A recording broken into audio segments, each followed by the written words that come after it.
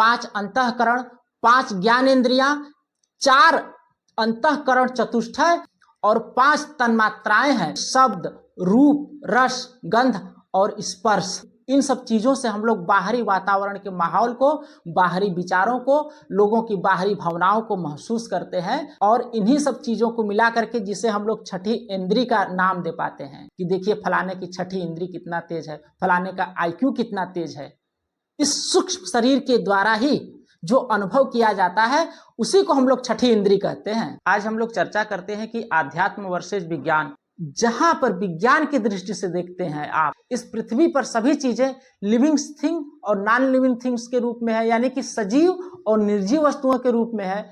तो भाई हम लोग किसी चीज को सजीव या किसी चीज को निर्जीव क्यों कहते हैं? अरे भाई, अभी तक देखा जाए तो विज्ञान की जो रिसर्च है, जो शोध है, वो अभी बहुत कम स्तर, यानी कि अभी तक कहा जाए कि इस धरती के विज्ञान ने बहुत कम जाना है चीजों के बारे में, पृथ्वी के बारे में, इस संसार के बारे में और इस पूरे यूनिवर्स यानी ब्रह्मांड के बारे में।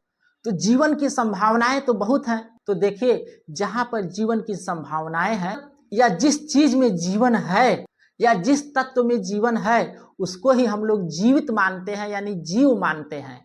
यानी कि कह सकते हैं कि उसमें कोई न कोई प्राणात्मा निवास कर रही है।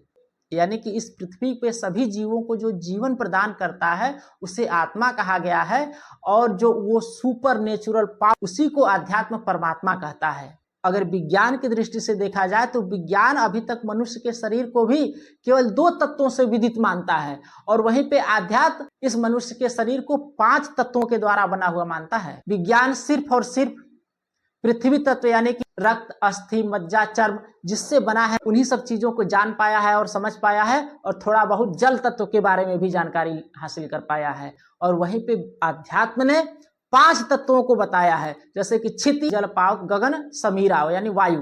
5 तत्वों से मिलकर के हम लोगों का ये मनुष्य का शरीर बना है। और आध्यात्म की गहराई देखिए, खास करके जो हमारे सनातन धर्म का जो विज्ञान है, अध्यात्म है, उसकी बात देखिए। वो ये कहता है कि ये मनुष्य का शरीर 5 तत्वों का तो बना ही बना है, इसके अलावा इसके अंदर ये जो जीवात्मा है वो भी 3 शरीर को धारण करती है, स्थूल शरीर, सूक्ष्म शरीर और कारण शरीर। स्थूल शरीर वो हुआ जो हमारे रक्त, अस्थि, मज्जा, चर्म से बना हुआ शरीर है, उसको स्थूल शरीर कहा गया है। और जो हमारा सूक्ष्म शरीर है वो 19 तत्वों से मिलकर के बना है।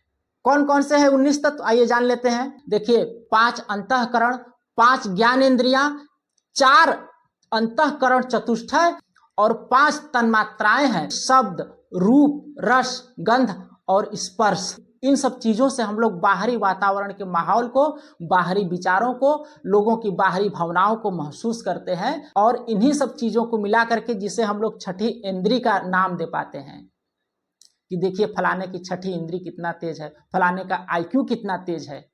इस सूक्ष्म शरीर के द्वारा ही जो अनुभव किया जाता है उसी को हम लोग छठी इंद्री कहते हैं। और तीसरा शरीर जो कारण शरीर है वो कैसे बना हुआ है? वो बना हुआ है हमारे गुणों के कारण। गुण क्या होते हैं? जैसे कि सत, रज, तम, यानी कि किसी का सात्विक गुण होगा, किसी का तामसी गुण होगा, किसी का राजसी गुण होगा। इसके बारे में आप लोग आगे गीता और अन्य किताबों में जान सकते हैं। सात्विक, राजसी और तामसी, हर व्यक्ति का अपने स्वभाव के अनुसार अलग अलग विचार होते हैं। यानी कि इस आध्यात्मिक और सनातनी विज्ञान की दृष्टि से देखा जाए तो ये मनुष्य के शरीर की जो रचना हुई है, पूरे ब्रह्मांड की जो सृष्टि की जो संरचना हुई है, वो टोटल 27 तत्वों से मिलकर के बनी हुई है। जैसे कि स्थूल शरीर के 5 तत्व, क्षिति, जल, पावक, गगन, समीरा, और इस सूक्ष्म शरीर के 19 तत्व, और कारण शरीर के 3 तत्व, यानी कि 19 और 5, यानी कि टोटल 27 तत्वों से मिलकर के इस मनुष्य के शरीर और तन की संरचना हुई है। यानी कि यहाँ तक है हमारे आध्यात्म की सोच, वो भी हमारे सनातनी आध्यात्मिक विज्ञान की सोच है।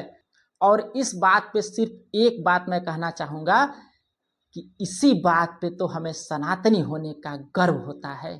तो दोस्त, मैं ये नहीं कहूंगा कि आप वीडियो शेयर करिए, लाइक करिए, सब्सक्राइब करिए, जो मन आए वो करिए। जय हिंद, वंदे मातरम।